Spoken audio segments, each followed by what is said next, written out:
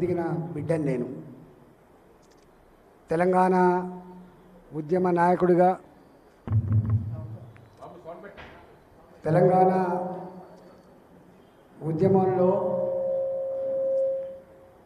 ఆ ఉద్యమానికి నాయకత్వం వహించిన నాయకుడిగా, తొలి ఆర్థిక మంత్రిగా ఆనాడే ఈ హైదరాబాదులో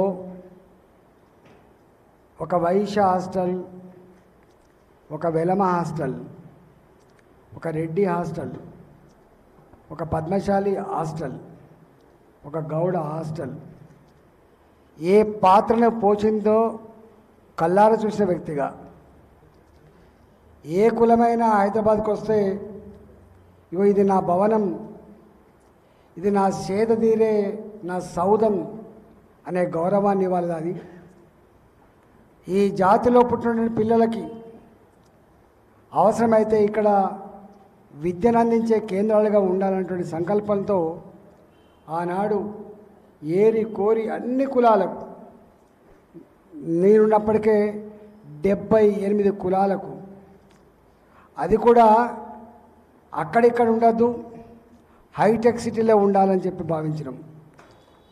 మేమన్నాం, మీరు ఫస్ట్ హైటెక్ సిటీ ప్రిఫర్ చేసుకుంటారా, ఉప్పల్ బగాయి ప్రిఫర్ చేసుకుంటారా అంటే ఒక్కొక్కరు ప్రిఫర్ చేసుకుని కూడా ఇచ్చినాం. అవన్నీ కూడా రేపు అవి మన సౌదాలుగా, మన యొక్క ఆత్మగౌరవ కేంద్రాలుగా ఎదగాలని చెప్పి మనస్ఫూర్తిగా కోరుకుంటున్నాం.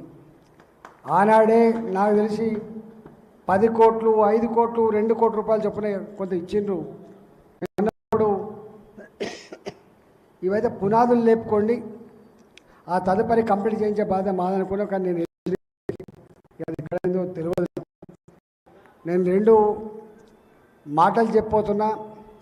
ఒకటి, సంఘపరంగా మీరు చేస్తున్న కృషి. మన దాంట్లో కూడా అందరూ గొప్పగా ఉండరు, ఉన్నోళ్ళు ఉంటారు, లేనోళ్ళు ఉంటారు. ఉన్నవాళ్ళం గొప్పగా సుఖంగా ఉండడం కాదు, సమాజం కోసం పాటుపడే వాళ్ళుగా మన దాంట్లో గరీబులను కూడా ముందుకు తీసుకుపోయే కర్తవ్యం మీకుంది. కాబట్టి ఆ క్రమంలోనే మీరు ఎన్నెన్ని ప్రయత్నాలు చేస్తున్నారో నాకు కూడా కొంత అవగాహన కలిగిన బిడ్డగా రేపు మీరు చేసే కృషిలో నా వంతు సహకారం ఉంటుందని చెప్పి నేను మనం చెప్తున్నాను. మేము ఒకసారి ప్రజా జీవితంలోకి ఎంటర్ అయిన తర్వాత మాలాంటి వాళ్ళకు కులం ఉండదు, మాలాంటి వాళ్ళకు మతం ఉండదు, మాలాంటి వాళ్ళకు సొంత ఫిలాసఫీలు ఉండవు, సొంత విశ్వాసాలు ఉండవు. ప్రజల విశ్వాసాలను సమున్నతంగా నిలపడమే, ఆచరించడమే మా కర్తవ్యం. అందరి వాడిగా పొత్తుల సర్దిగా ఉండడమే మా కర్తవ్యం తప్ప దానికంటే వేరే కర్తవ్యం ఉండదు. I'm proud to say I'm a political leader. Political leader అనేవాడు కిరికిరి పెట్టోడు కాదు, పైరవీలు చేసేటోడు కాదు, రియల్ ఎస్టేట్ వ్యాపారం చేసేటోడు కాదు. ఏ పొలిటికల్ లీడర్, ఏ రియల్ పొలిటికల్ లీడర్ సమాజ హితం కోసం, ఏ Ambedkar development with equal distribution అనేటువంటి గొప్ప సిద్ధాంతాన్ని అందించిండో